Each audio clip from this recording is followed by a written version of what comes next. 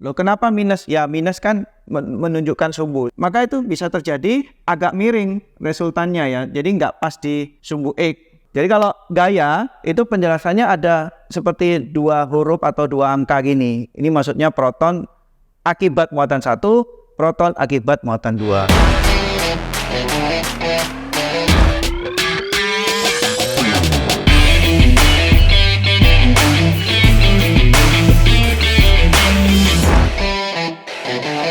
Halo adik-adik, selamat datang di channel Biajikos.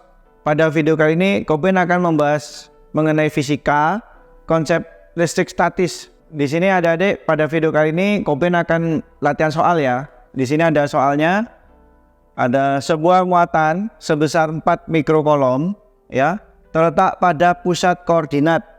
Pusat koordinat ini kau udah siapkan, ini ada sumbu X, di sini ada sumbu Y ya. Pusat koordinat tuh tengah-tengah ya. Ya, pusat lah, tengah-tengahnya sumbu X dan sumbu Y. Besarnya 4 mikrokolom ya. Tentukan besar dan arah dari medan listrik pada titik yang terletak pada sumbu X. Jadi ada titik pada sumbu X. Kita jawab yang A dulu ya. X-nya adalah 6 meter. Jadi anggaplah di sini posisi 6 meter. Ini ada titik di sini ya. Nah, ini anggaplah titik A gitu ya. Titik A sejauh 6 meter. Nah, sekarang kita mulai jawab. Ini ada ditanya medan listrik. Medan listrik itu E ya. Jadi E itu memiliki rumus K Q per R kuadrat ya. Kaki per R kuadrat ya. Nah, di sini kita gambar dulu. Di sini nggak ada keterangan minus ya di muatan. Berarti kita anggap ini muatannya positif. Nah, ini kasih tanda plus. Nah, medan listrik itu bekerja pada titik ya, medan listrik. Tapi kalau gaya listrik, jika gaya listrik itu bekerja pada sebuah muatan. Ya, jadi di sini titiknya adalah titik A yang berjarak 6 meter ya dari muatan tersebut, berada pada sumbu X. Nah, titik ini kita anggap ya bermuatan positif. Titik dianggap bermuatan positif tapi nggak bernilai ya, nggak ada nilai muatannya.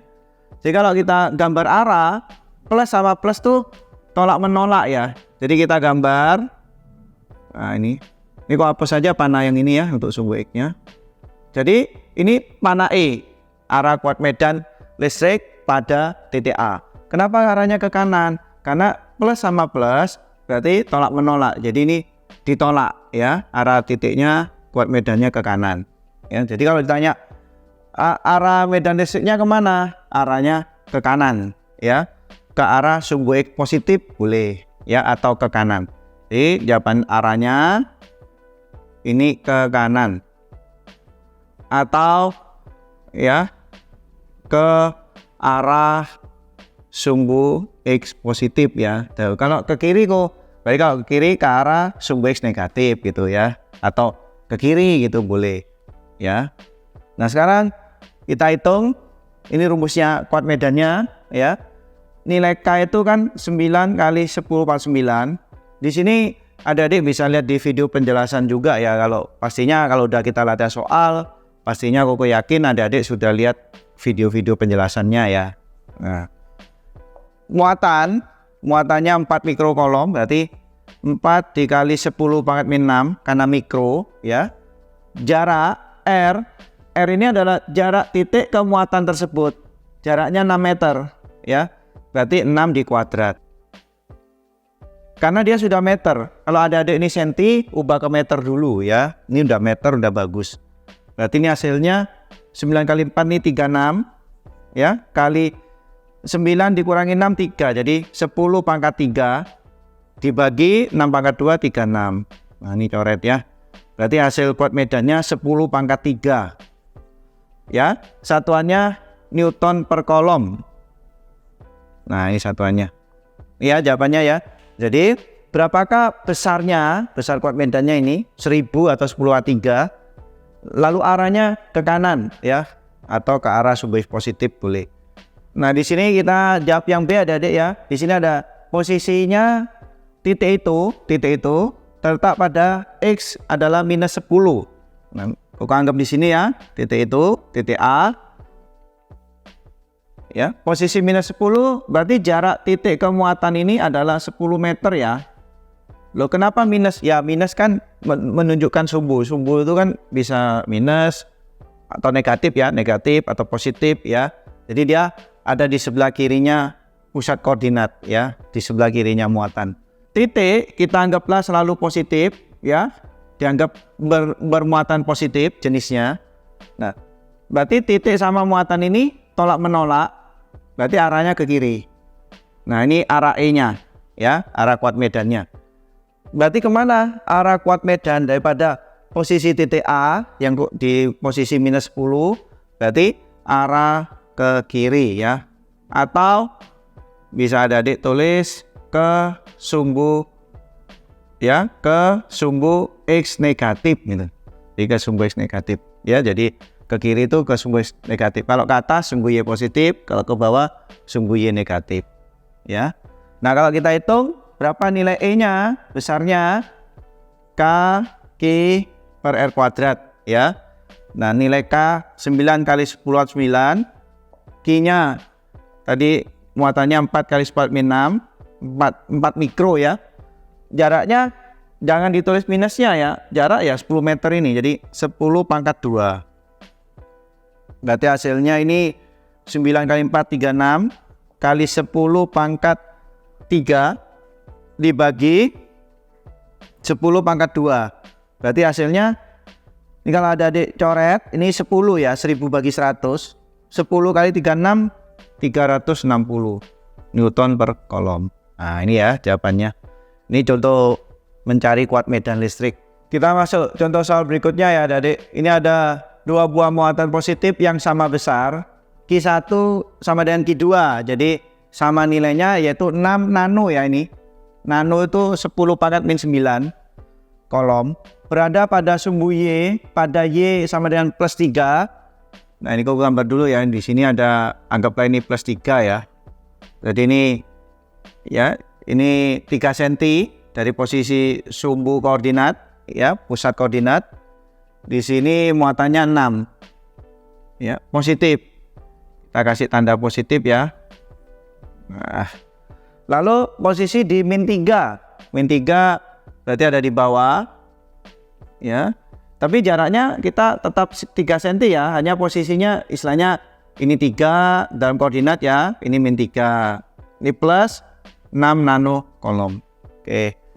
Lalu ada tentukan besar dan arah medan listrik pada titik yang di sumbu X dengan X adalah 4 cm. Jadi di sini ada titik ya, titik A gitu ya, jaraknya 4 cm ya. Ditanya medan listrik kita gambar arah-arahnya dulu ya. Nah kalau kita buat arah R-nya, jarak titik ke muatan ya, ini menggunakan prinsip siku-siku ya, segitiga siku-siku. Jadi kalau kita cari ini 3 cm 4 cm, kemiringannya berapa? Berarti 3 kuadrat ditambah 4 kuadrat ya, sama dengan R kuadrat gini ya. Berarti 9, ini prinsip siku-siku ya, alas kuadrat tambah tinggi kuadrat sama dengan miring kuadrat ya. 25 adalah R kuadrat, berarti R-nya akar 25 atau 5 ya. Berarti di sini 5 cm. Ini jaraknya 5 cm. Oke. Nah sekarang kita gambar arahnya dulu ya. Kalau kita gambar ini positif, titik kan positif ya tadi. Titik dianggap bermuatan positif. Nah, positif sama positif ini tolak menolak, berarti arahnya ke sini. Ini anggaplah ini muatan 1 ya, berarti ini E1. Berarti kuat medan listrik di titik A terhadap muatan 1. Lalu ini plus sama plus juga tolak menolak. Gambar gini ya. Ini E2. Nah kita udah dapat ya E1 arah dan E2, arah E1 dan E2. Tapi yang ditanya ini arah medan listrik ini maksudnya arahnya gabungan daripada kedua kuat medan ini ya. Ya. Nah kalau kita lihat dulu, ini E1 dan E2 ini membentuk sudut ya. Jadi ini ada theta di sini. Jadi ini theta. Ya, ini aku hapus saja biar kelihatan jelas, ini theta. Jadi sudut yang dibentuk oleh E1 dan E2, ya. Nah, ini adik-adik, karena kita membentuk theta, berarti berapakah medan listrik di titik itu, ya, di titik A ini, kita akan menggunakan rumus resultan vektor, ya, yang membentuk sudut tuh. Akar E1 kuadrat, ya, ditambah E2 kuadrat, ditambah 2 kali E1, E2 kali cos theta, ya. Jadi sudut yang dibentuk oleh dua vektor kuat medan ini, ya. Jadi istilahnya gitu. Jadi kalau pembentuk sudut ini rumusnya. Nah, kita hitung dulu E1, ya. Itu rumusnya K Q per R kuadrat, ya. Berarti 9 kali 10 pangkat 9. Q-nya tadi 6, ya, muatannya. 6 kali 10 pangkat min 9. Nah, jaraknya ini kita 5 cm, ya, adik-adik, 5 cm. Dari titik ke muatannya, bukan yang 3, bukan yang 4, ya. Ini titik sama muatan. 5 cm. Berarti 0,05 di kuadrat, ya. Berarti ini hasilnya 9 kali 6, 54. Ini kan habis, ya, 9 kali 9. Berarti dibagi 25, 5 di kuadrat. Ini kan 0,01. Di kuadrat itu 10 pangkat min 4, ya. Dari mana kok? 0,01 itu kan 10 watt min 2. Nah, jika ini di kuadrat, maka 10 pangkat min 2 kita kuadratkan gini dikalikan, ya. Jadi min 2-nya sama 2. Jadi 10 pangkat min 4. Ya, gitu penjelasannya. Nah, ini hasilnya 54 dibagi 25 kali 10 pangkat min 4. Nah, 54 dibagi 25 ini 2,16, ya. Jadi ini, ya. Lalu 10 min 4-nya naik ke atas jadi 10 pangkat 4. Nah, kalau kita hitung E2, ya. K, Q. Nah, kalau E1 ini Q1, ya. Kalau E2 ini kita pakai Q2. Jaraknya pun kalau tadi ini E1 ini R1, ini R2. Ya, jadi gitu. Nah, sekarang K-nya ini kan 9 kali 10 9. Q-nya ya kebetulan sama, ya, sama persis nih. 6 kali 10 min 9. Jaraknya pun sama, titik kemuatannya ya 5 cm, berarti 0,05 di kuadrat. Jadi hasilnya sama, ya, Koko tulis aja 2,16 kali 10 pangkat 4. Nah, jadi kalau udah dapat, kita masukkan ke rumus resultannya, ya. E di titik A adalah, mungkin karena ini angkanya kurang bagus, kalau kita kuadrat juga jadi jelek semua. Jadi gini aja, kita misalkan aja ini X, ya. Nanti hasilnya berapa X, nanti X-nya diubah. Jadi ini kan sama persis. Ini Newton per kolom, ini juga kita anggap X. Jadi kita ngitungnya gini, X kuadrat ditambah X kuadrat, kebetulan sama kan? Atau mungkin ada adik mendapatkan ini 2 kalinya, berarti ini 2X, misalkan tuh 4,32 misalkan. Kita misalkan aja 2X gak apa-apa. Ditambah 2 kali X kali X. Nah, sekarang tetanya, ya adik. Kita akan mencari teta nih. Nah, berapa sih sudut yang dibentuk oleh E1 dan E2? Kita ambil ini dulu, Pythagoras yang atas dulu, ya. Nah, kita buat ini. Ini kan 3, ini 4, ini siku-siku. Ini 5, ya. Anggaplah ini kuku alfa, ya. Alfa. Berarti kalau misalkan, ya, aku tanya, sin alfa adalah, sin itu dalam trigonometri Pythagoras, siku-siku itu depan per miring, ya. Jadi 3/5. Nah, sin yang nilainya 3/5 itu 37 derajat. Ya. Berarti sudut yang dibentuk di sini ini 37. Nah, kebetulan ini atas bawah juga sama. Kalau aku anggap ini alfa, depannya 3, miringnya juga 5. Jadi ini 37 juga. Ya. Nah, ini tetanya berapa kok? Nah, teta ini kan sebenarnya prinsipnya ya hasil gabungan dua sudut ini, 37 sama 37. Berarti ini 74. Ya, karena istilahnya bolak-balik, ya istilahnya. Ini sama. Karena ini pelurus dia tadi. Jadi ini 74, ya 74. Berarti nanti ini cos cos 74 ya adik-adik, karena tetanya 74. Nah sekarang gimana cara menghitung cos 74? Kau hitungkan di sini ya, cos 74. Nah mungkin adik-adik ingat di rumusnya matematika sudut rangkap ya. Jadi gini, koko penjelasan rumus dulu. Di sini ada cos 2 alfa, itu punya rumus 1 min 2 sin kuadrat alfa ya. Nih, ada 3 sebenarnya. Ada yang 2 cos kuadrat alfa min 1, ada yang cos kuadrat alfa min sin kuadrat alfa ya. Jadi koko terapkan di sini. Ini koko hapus saja di sini aja. Jadi kalau ada hitungan adik-adik cos 74, bisa kita anggap ini cos 2 kali 37. Ya, artinya apa? Berarti alfanya ini adalah 37, kan 2 alfa. Berarti ini bisa dihitung 1 min 2 sin kuadrat 37. Ya. Nah, sin 37 berapa tadi? Ini tadi, sin 37 itu 3/5 ya, hafalan kita trigonometri. Berarti ini 1 min 2 3/5 di kuadrat. Berarti 1 min 2 ini 9/25 ya. Berarti kalau kita hitung ini adalah 1 min 18/25. Hasilnya 7/25 ya. Dari mana? Satunya kita ubah 25/25 samaan penyebut. 25 kurang 18 7 ya. Oke, itu dapat nih. Jadi cos 74 adalah 7/25. Kita hitung ya. Ini akar S kuadrat tambah S kuadrat. Kita hitung dulu ini 2S kuadrat ditambah 2 kali S kali X ya 2S kuadrat dikali 7/25. Berarti ini akar ini 2S kuadrat ditambah 2 kali 7 nih berapa? 14S kuadrat per 25. Kita sama penyebut dulu ya, dibuat 25 aja bawahnya. Nah berarti 2-nya ini kali 25, 50. Jadi 50S kuadrat ditambah 14S kuadrat. Aku agak sini aja ya biar kelihatan. Nih, berarti ini akar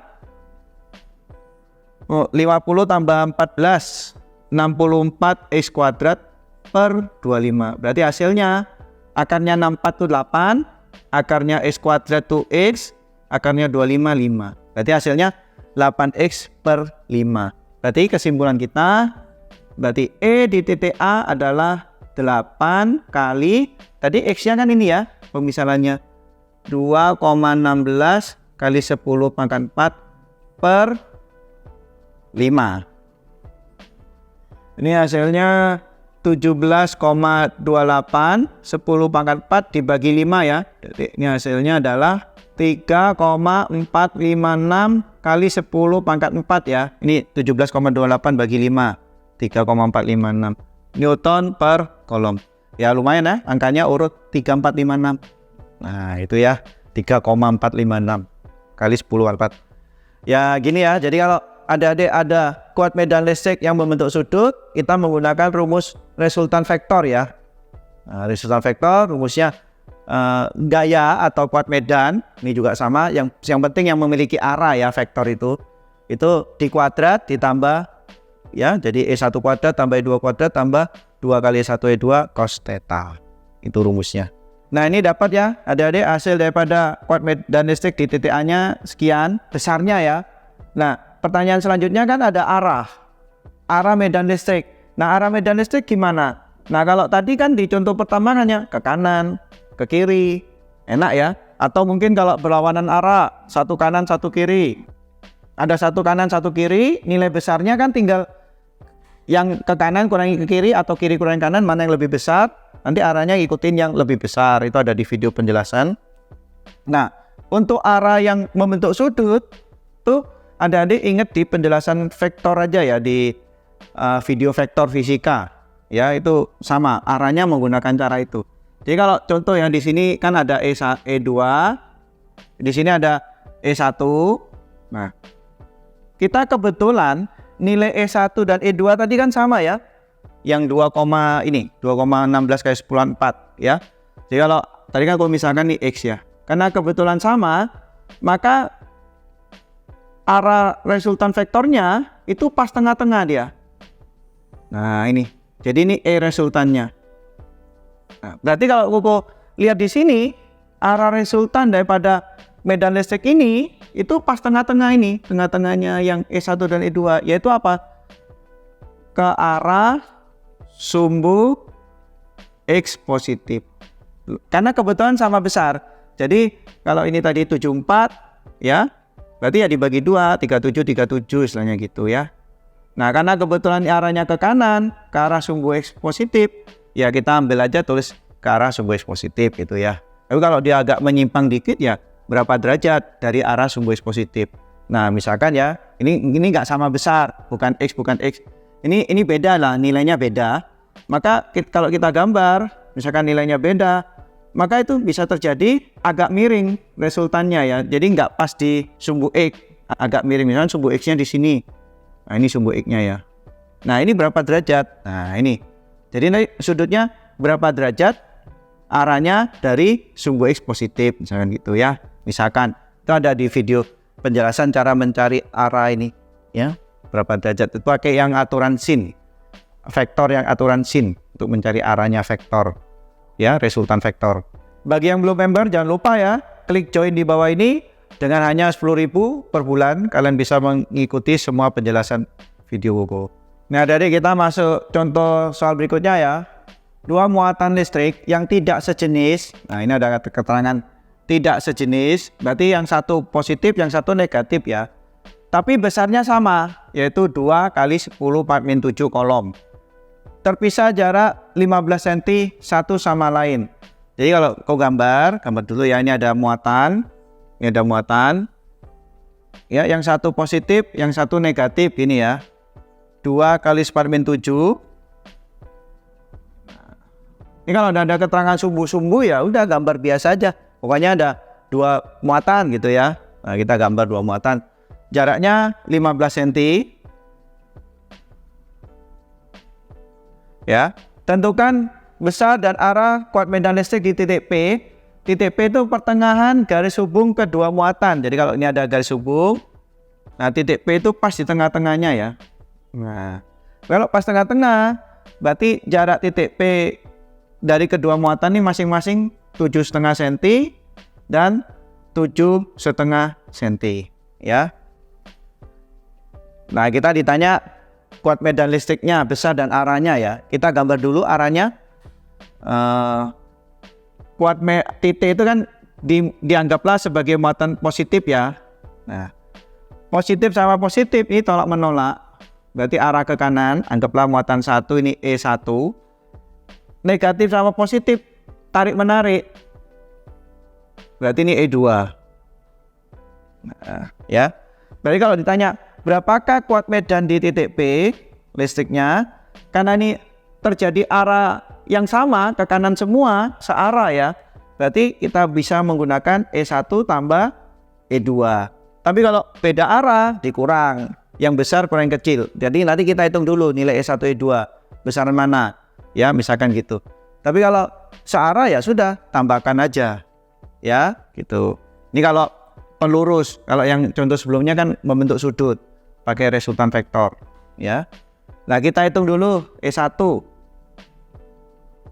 K1 per R1 kuadrat 9 kali 9 muatannya 2 kali 10⁻⁷ dibagi jaraknya 7,5 cm itu 0,075 ya, dijadikan meter ya, jangan lupa. Berarti ini hasilnya adalah 9 kali 2 ini 18. 9 kali 10⁻⁷ itu 10 pangkat 2. Gini, yang 0,075 Koko buat gini ya, untuk mempermudah hitungan. Jadi kita buat 0,75 kali 10 pangkat -1 ya, dibuat gitu dulu. Nah, nanti 0,75 kita buatnya 3/4 ya. Nah, Koko buat gini ya, jadi angka 0,075 itu 3/4 kali 10 pangkat -1. Jadi kan 0,75 kan 3/4. Nah, di kuadrat, nah ini Koko langsung tulis kuadrat ya. Ya kalau kita hitung desimal kan agak susah ya, 75 kuadrat gitu. Kalau ini kan sederhana udah. 3 dikuadrat 9 per 4 dikuadrat 16. 10 min 1 ada kuadratnya 10 pangkat min 2. Ya, berarti ini hasilnya adalah 9 per 16 10 pangkat min 2. Nah, berarti bisa kita hitung seperti ini. 18 kali 10 pangkat 2 kali 9 per 16-nya dibalik ya. 16 per 9. Nah, 10 min 2 kita naik ke atas. Kalau naik ke atas jadi 10 pangkat 2. Jadi 10 pangkat itu jika atas bawah, kalau dari bawah mau ke atas tuh pangkatnya berubah tanda ya. Kalau min jadi plus, kalau plus jadi min. Ini kan min 2, naik ke atas jadi 2. Ya seperti di contoh sebelumnya ada 10 min 4, naik ke atas jadi 10 4 ya. Nah ini hasilnya adalah 18 dibagi 9 nih bisa ya 2 kali 16 32 kali 10 pangkat 4 Newton per kolom ya. Jadi hasil EP-nya ini adalah E1-nya 32 kali 10 pangkat 4 ditambah. Nah E2-nya kita hitung lagi nih K Q2 per R2 kuadrat 9 kali 10 9. Nah, Q2-nya ini kan minus. Nah, minus itu hanya untuk menentukan arah ya, buat kuat medan dan gaya listrik. Tapi untuk yang potensial listrik, energi potensial listrik, itu nggak perlu arah, dia skalar. Ya, ini kan kuat medan dan gaya listrik. Jadi minus dan plus nggak usah di dalam hitungan, biarkan aja. Jadi kita tetap 2 kali 10 min 7 dibagi, ya nilainya sama ya, ini juga jaraknya sama sih. 0,075 ya, ini sama hasilnya 32 kali 10 pangkat 4. Berarti hasilnya adalah ini kita tambahkan berarti 64 kali 10 pangkat 4 ya Newton per kolom. Jika ditanya arahnya kan sama-sama ke kanan, berarti EP-nya ya ke kanan hasil akhirnya ya, karena dijumlahkan ke kanan semua. Jadi arahnya kemana? Ke arah yang bermuatan negatif gitu, ke arah muatan negatif. Loh kok kalau misal ya, ini satu ke kanan E1, E2-nya ke kiri misal. Nah, ternyata besaran yang E2 kan ke kiri E2-nya. Berarti arahnya kemana? Muatan positif. Ya gitu ya, nanti EP-nya ya E2 min E1. Jadi besar kurang kecil kalau beda arah. Ini adik-adik misalkan ya mau dibuat angka satuan ya, jadi 64 kan puluhan. Jadi kalau kita buat satuan 6,4 kali 10 pangkat 5 ya. Karena 64 itu 6,4 kali 10. 10 kali 10 pangkat 4, 10 pangkat 5. Bisa gini. Jadi hasilnya ini atau ini gitu ya. Kalau ini kan dibuat dalam satuan, ini puluhan. Kita jawab yang B ya, adik. Ini ada B. Besar dan arah gaya listrik. Nah sekarang gaya listrik. Sebuah proton. Proton itu apa kok? Proton ya muatan proton yang diletakkan di titik P yang tadi ya. Tadi kan titik P-nya di tengah.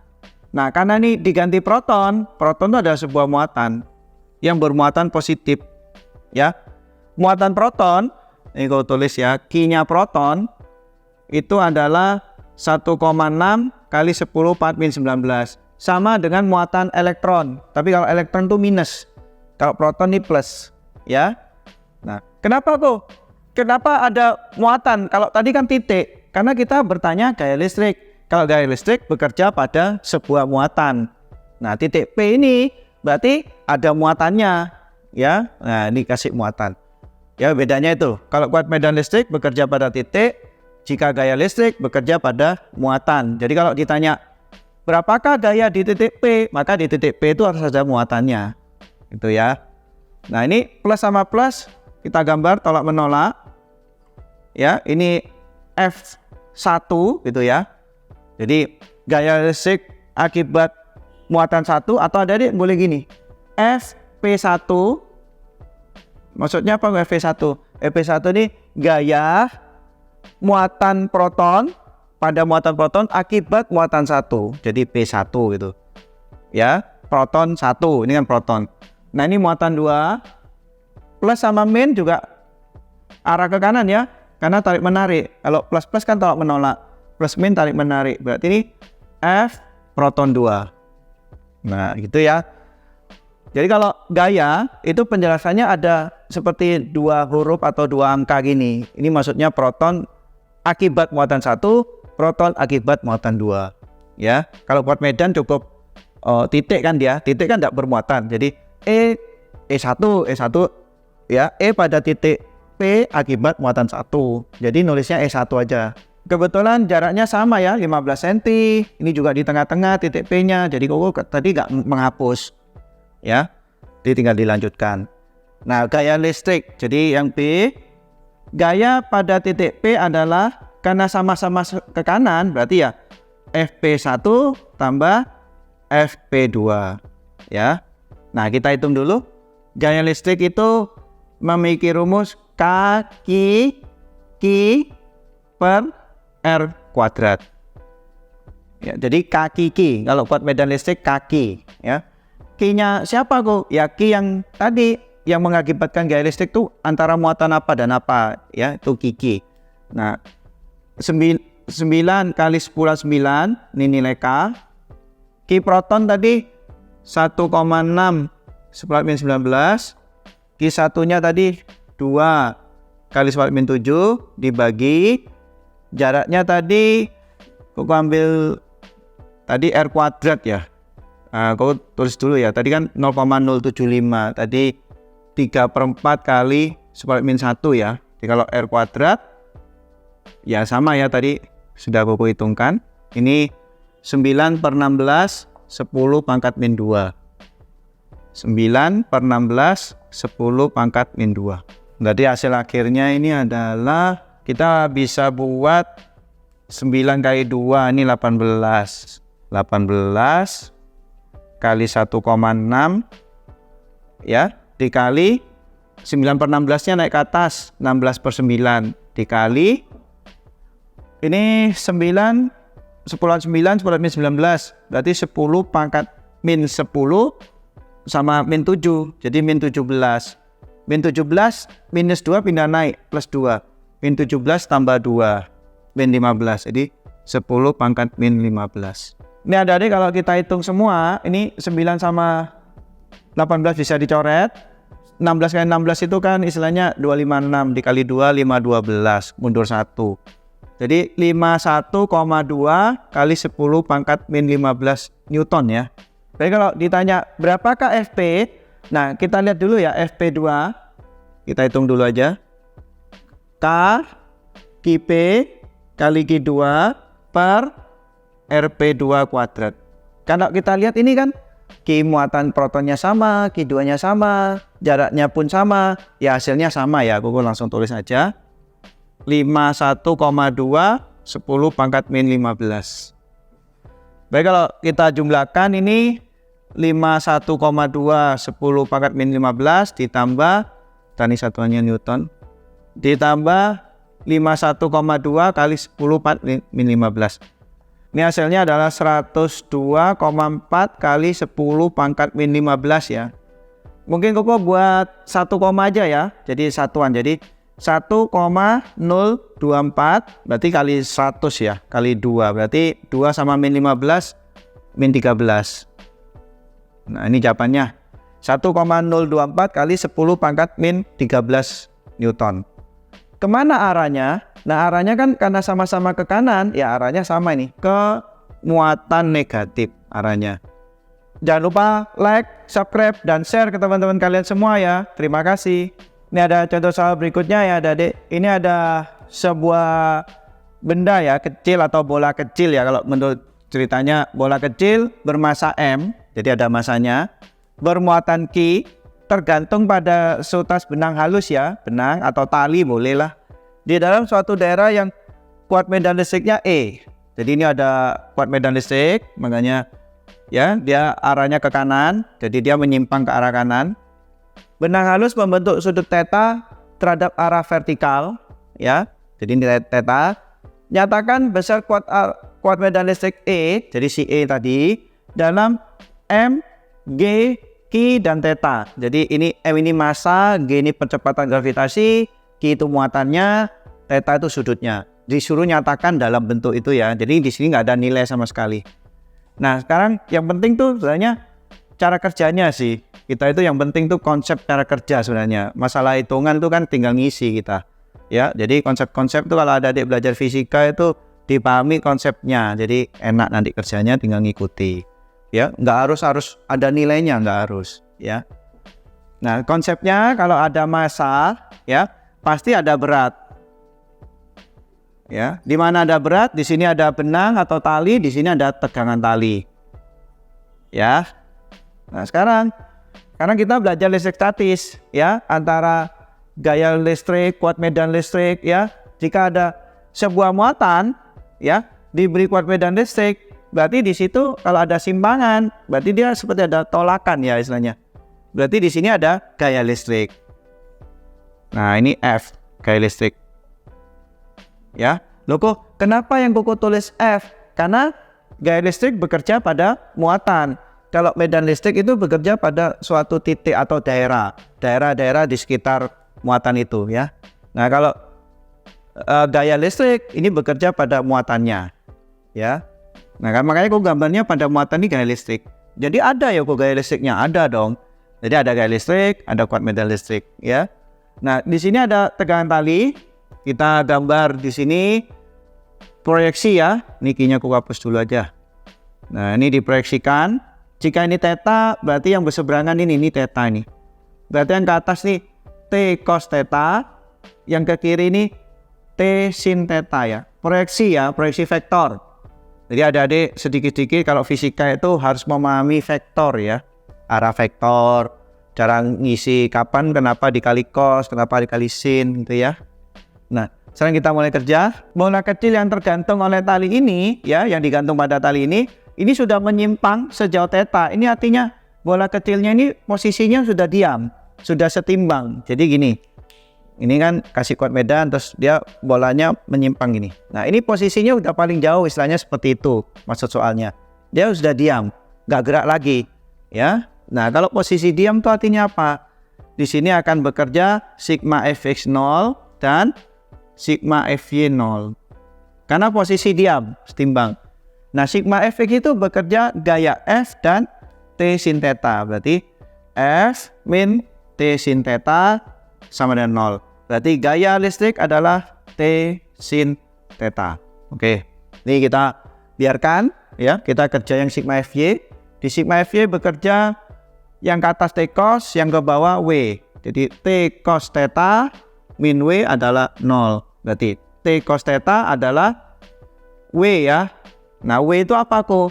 Berat. Berat itu M kali G. Kan minta jawabannya dalam massa dan G ya, bukan W. Jadi diubah. T cos theta adalah M kali G. Berarti T adalah M kali G dibagi cos theta. Nah, ini dapat. Dari sini kita substitusi ke sini T-nya. Ya, substitusi. Ya, biar jadi dalam bentuk M kali G kan istilahnya kan bukan dalam bentuk T ya. Kita nggak ada minta dalam T. Jadi gaya adalah M kali G ya dibagi cos theta. Ini T-nya ya. Kita substitusi T-nya ini T-nya. Dikali sin theta. Oke. Ya. Nah, sekarang dapat nih T-nya substitusi masuk kali sin theta. Nah, udah dapat nih dalam M kali G tapi theta. Nah, tapi ini tetanya bisa kita gabung sebenarnya. Sin dibagi cos itu apa? Tangen. Jadi F sama dengan M kali G kali tan theta. Nah, bisa gini. Yang penting dalam theta. Loh kok ada tangennya? Ya, theta kan sudutnya. Jadi sudutnya trigonometri bisa sin, cos, tan, sekan, kosekan dan sebagainya itu ya. Nah, ini kalau kita ubah lebih sederhananya ya jadi tan theta, maksudnya gitu ya. Theta itu maksudnya ya seperti tan theta, sin theta gitu ya. Loh kok tapi yang diminta kan besar kuat medan listrik, bukan gaya listrik. Nah, gaya listrik itu hubungannya sama kuat medan Q kali E. Nah, terus kita substitusi berarti karena F adalah Q kali E, kita substitusi ya F-nya, kita ubah ke dalam bentuk E. Tujuan kita kan mencari kuat medan, bukan gaya listrik. Kalau gaya listrik, adik-adik ini jawabannya udah Mg tan theta. Loh kok berarti tidak ada Q-nya dong? Nah, kan kita tanya kuat medan. Kalau tanya gaya listrik pasti dia minta dalam Mg dan theta. Ya, ini Berarti jawabannya E sama dengan, berarti Q-nya pindah ruas ya, pindah ke bawah ini kan, ini kali. Berarti M kali Q kali tan theta dibagi Q ya. Jadi jawaban akhirnya ini ya, ukuran medan listriknya. Jadi kan cocok, diminta dalam massa, percepatan gravitasi, muatan, dan theta. Ya, tapi tetanya harus ada sin kostannya ya. Kalau dibiarkan dalam sin per cos boleh kok. Ya tergantung jawaban di sekolah ya, atau jawaban pilihan ganda kalau pilihan ganda. Kalau enggak, kalau bisa lebih sederhana ya, kita buat lebih sederhana. Jadi kalau kelihatan sin bagi cos, ya tan berarti. Terima kasih adik-adik sudah nonton video kali ini. Semoga berguna dan bermanfaat buat kalian semua di sekolah ya.